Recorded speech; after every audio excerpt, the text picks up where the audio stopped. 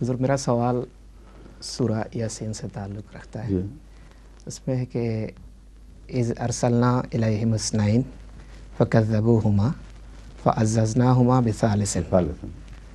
تو ادھر اثنین اور ثالث پر آپ اگر روشنی ڈالیں تو. پہلے یہ بتائیں کہ پرانے علماء کیا کہتے ہیں. اس میں تو ہمارا جو قرآن شریف ہے اس میں حضرت موسیٰ علیہ السلام اور عیسیٰ علیہ السلام اثنین میرے خیال میں ایسا ہی بتایا. اور ثالث سے حضرت رسول کریم صلی اللہ علیہ وسلم. مگر قرآن کی آیت پوری پڑھیں، کیا وہ نکلتی ہے بات اس سے؟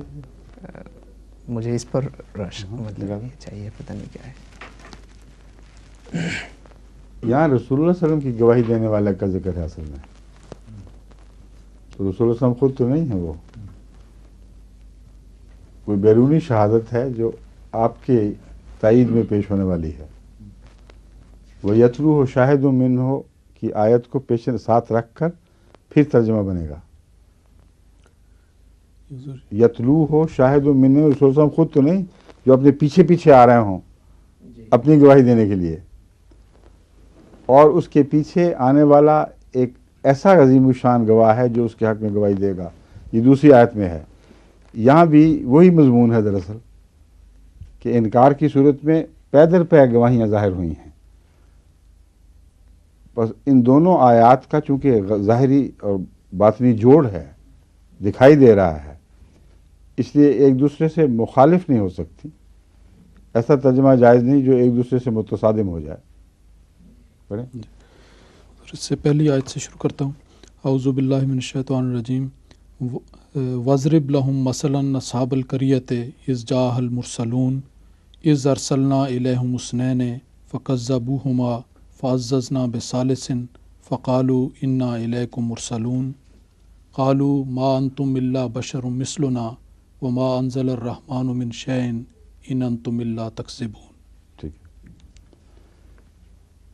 اس میں اس آیت کو دوبارہ غور سے سنیں. قرآن کریم کا ایک بطن نہیں ہوتا، کئی بطون ہوتے ہیں. ایک اس سے یہ بطن ملتا ہے کہ ایسے لوگ جن کی طرف پہلے رسول ایک آیا، اس کا انکار کیا، پھر دوسرا آیا، اس نے انکار کیا، پھر خدا نے تیسرا بھیج کر ان کو اس سے معزز فرما دیا. مگر سوال یہ ہے کہ حضرت موسیٰ کیا اسی قوم کی طرف آئے تھے جس کی طرف رسول اللہ صلی اللہ علیہ وسلم تشریف لائے ہیں؟ اور حضرت عیسیٰ کیا اسی قوم کی طرف آئے تھے جن کی طرف رسول اللہ صلی اللہ علیہ وسلم تشریف لائے ہیں؟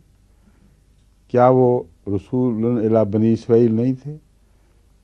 کیا حضرت موسیٰ بنی اسرائیل کے رسول نہیں تھے؟ تو اگر ان کے حوالے سے ترجمہ کرنا ہوگا تو اس بات کو نظر انداز نہیں کیا جا سکتا. ایک ایسا نبی آیا جس کا انکار ہوا، یعنی موسیٰ علیہ السلام کا.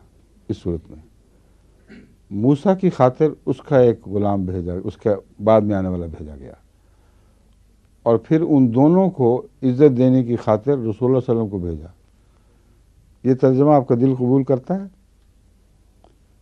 یعنی بات ہی عنوان ہی حضرت موسیٰ ہیں، رسول اللہ صلی اللہ علیہ وسلم عنوان نہیں ہیں. موسیٰ علیہ السلام کو بھیجا گیا، ان کی قوم نے آپ کا انکار کر دیا، پھر خدا نے ایک دوسرا بھیجا، بنی اسرائیل نے اس کا بھی انکار کر دیا، تب اللہ نے تیسرا بھیجا تاکہ موسیٰ کا انکار اور عیسیٰ کا انکار نہ ہو. اور اب اس کی تقویت کی وجہ سے بنی اسرائیل کو موسیٰ کے پیغام کو ماننے پر مجبور کر دیا جائے. جو تیسرا آیا ہے وہ تو گواہ کے طور پر اور پہلے کو تقویت دینے کے لیے آیا ہے. کیا رسول اللہ صلی اللہ علیہ وسلم اس لیے تشریف لائے تھے؟ رسول اللہ صلی اللہ علیہ وسلم تو اس لیے آئے تھے کہ موسیٰ بھی ان کی گواہی دے اور عیسیٰ بھی ان کی گواہی دے. اور یہی قرآن کریم کہتا ہے کہ اس کی گواہیاں تم تورات میں بھی پڑھتے ہو، انجیل میں بھی پڑھتے ہو. یہاں تو الٹ قصہ ہے. اور پھر وہ آیا تھا یتلو علیہم شاہد من ہو، وہ نکالیں پوری. وہ تو ایسا رسول ہے، اس سے پہلے بھی گواہ ہیں، بعد میں بھی ہیں، اور اس کو ہائی لائٹ کیا جا رہا ہے جو مرکز میں محمد رسول اللہ صلی اللہ علیہ وسلم کا وجود ہے.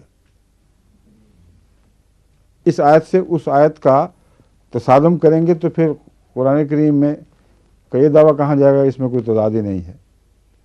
اس لیے وہ آیت سمجھ آئے یا نہ آئے یہ الگ بحث ہے. اگر نہیں سمجھ آئی تو تفحص کریں تاریخ میں کن کی طرف اشارہ ہو سکتا ہے.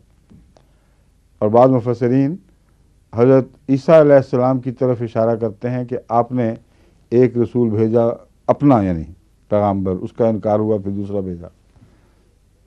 مگر یہ ساری بحثیں ایک علمی تفحص ہے، ایک علمی جستجو کے سوا کوئی حیثیت نہیں رکھتی. جب تک قطعی طور پر قرآن کے حوالے سے ثابت نہ ہو جائے، دل مطمئن نہ ہو جائے کہ اس آیت کا جو بھی ہم ترجمہ کرتے ہیں اس پر دوسری آیات گواہ کھڑی ہیں اور وہ درست ہے، اور تاریخ بھی اس کے حق میں گواہی دے. اس لیے یہ ہاں اب وہ آیت سنیں دوسری. یہ سورہ ہود کی آیت نمبر 18 ہے. فرمایا اعوذ باللہ من الشیطان الرجیم افمن کانا علی بینۃ من ربہ ویتلوہ شاہد منہ ومن قبلہ کتاب موسیٰ یہ ہے اماما محمد برا. صلی اللہ علیہ وسلم. کیسی واضح آیت ہے. پڑھیں پھر ترجمہ سنایا جن کو ترجمہ نہیں آتا ان کے لیے. افمن کانا علی بینۃ من ربہ ویتلوہ شاہد منہ. وہ وجود جو اپنے رب کی طرف سے بینہ پر قائم ہو، بہت عظیم روشن دلیل لے کے آیا، یعنی قرآن کریم. وہ یتلو ہو شاہد من ہو، اور اس کا ایک گواہ جو اسی کا ہو، اسی کی امت میں سے ہو، اسی کا غلام، اسی کا عاشق، یہ مراد ہے.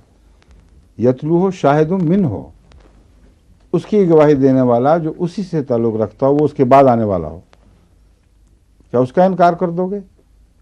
جبکہ اس سے پہلے موسیٰ کی کتاب اس پر گواہ بن کے آئی تھی، اس کی خوشخبریاں دے رہی تھی. تو ان آیات نے تو محمد صلی اللہ علیہ وسلم کو مرکزی حیثیت میں پیش کیا ہے، پہلوں کو بھی غلامانہ حیثیت میں گواہ دینے والا اور بعد میں والے کو بھی غلامانہ حیثیت میں گواہی دینے والا.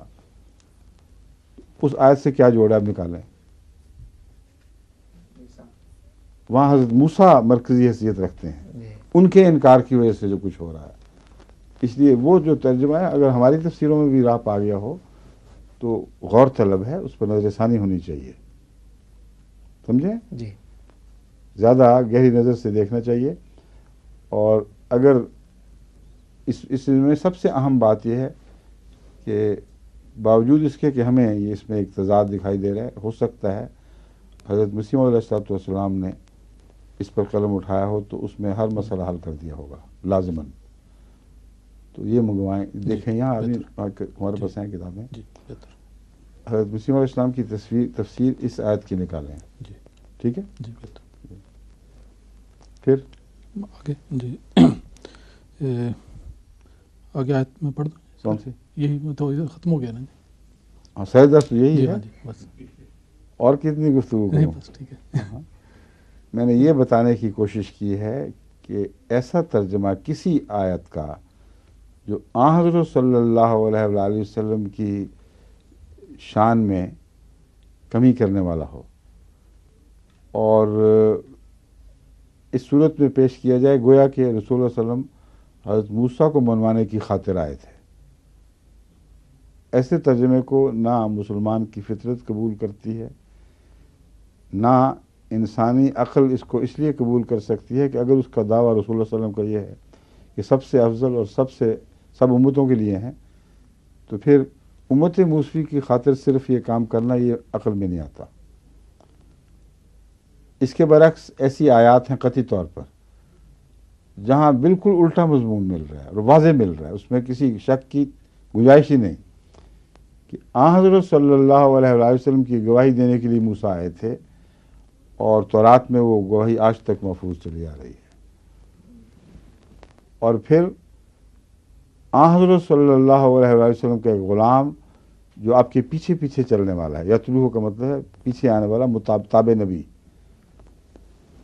جو قرآن کریم میں سورہ نساء میں پیش گوئی اس کے مطابق ہے بالکل.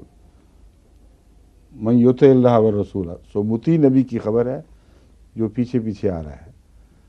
اور یتلو کا مطلب ہے تلاوت بھی کرتا ہے، یعنی قرآن کو تلاوت کرتا ہے. جس طرف بھی ضمیر کو لے جائیں وہ حضور اکرم صلی اللہ علیہ وآلہ وسلم کی کسی امتی کی طرف اشارہ کر رہی ہے، کھل کر بیان کر رہی ہے. وہ بعد میں آئے، پیچھے پیچھے آئے، وہ وہی قرآن پڑھے جو آپ پڑھتے تھے اور وہ گواہ بن جائے. بس پیچھے آنے والا آپ کے یہ مسیح تو ہو ہی نہیں سکتے، پرانے مسیح نہیں ہو سکتے، لیکن نئے مسیح ہو سکتے ہیں. اور اس پہلو سے حضرت موسیٰ کے پیچھے آنے والا وہ مسیح اور محمد صلی اللہ علیہ وسلم کے پیچھے آنے والا یہ مسیح، تو ساری گواہیاں اس آیت میں اکٹھی ہو گئی ہیں. یہ ہے جو میں سمجھتا ہوں. اگر اس کے برعکس کوئی اور شواہد ہے تو دکھائے جائیں. ٹھیک ہے. ظہور مہدی آخر زمان